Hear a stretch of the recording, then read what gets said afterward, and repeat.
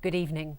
3 radical extremists from Stoke-On-Trent are beginning jail terms tonight for their part in plotting bomb attacks in their home city.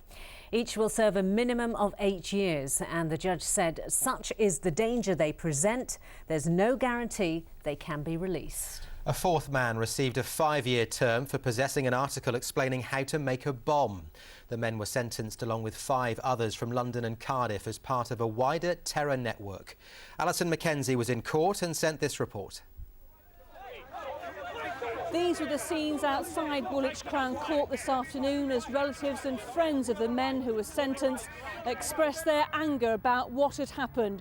They say it has not been a true and just process. But inside the court today, the judge told the hearing that 3 of the men from Stoke, Nazam Hussain, Usman Khan and Abdul Shahjahan, had presented a serious long-term terrorist threat. They had admitted making plans to finance, operate and construct a training camp for would-be terrorists in Kashmir. The judge said the potential targets were possibly abroad, but may have been here in the UK.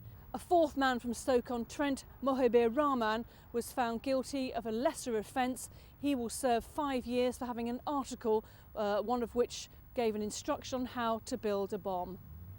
The judge said that the 3 from Stoke-On-Trent were committed and radicalised young men who were very dangerous. It may be that after 8 years minimum behind bars, they will serve an even longer sentence.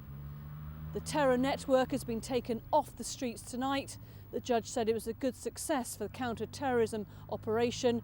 These men were convicted because of counter-surveillance. They've been tracked, they've been followed, but now justice has been done.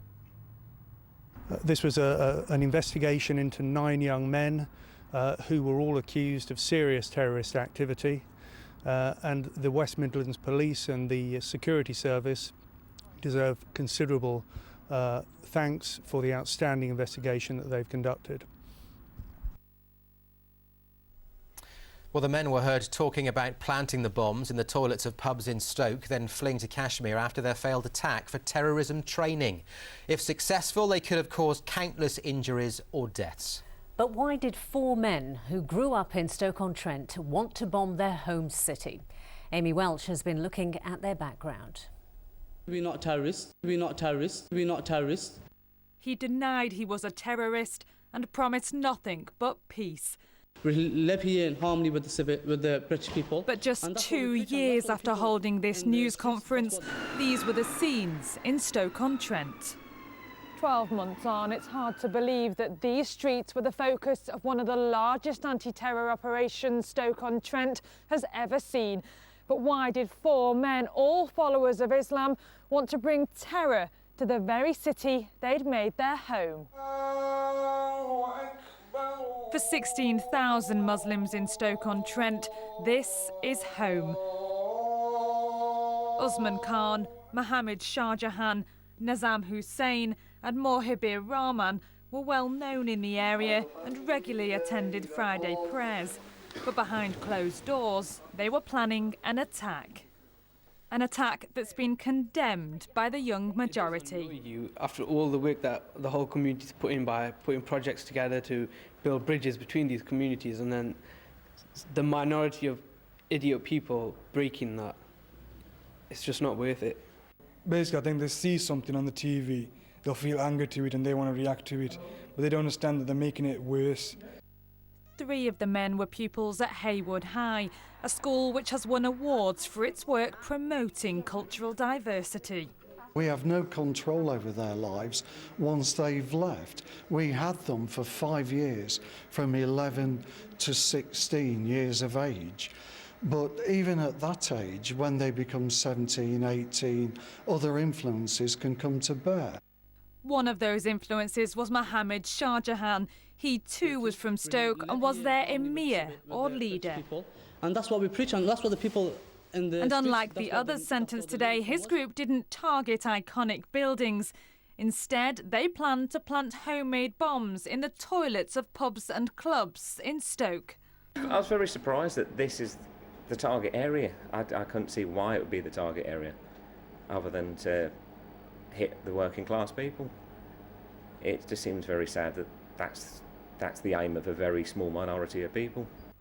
But there are some in Stoke who believe justice hasn't been served today. Abu Sumayya is a friend of the 4 men involved. I personally don't believe that they were guilty of what they're saying they're guilty of. I believe they've been pushed into a corner where they've been told if you don't plead guilty, then you can spend the rest of your life in prison, and if you do plead guilty, we guarantee you'll be able to see your kids to start schools or nurseries. There's a few people who may say a few bad things about him, 1 or 2 people, but the general mass people of Stoke-On-Trent or the Muslim community will say nothing but good things about them.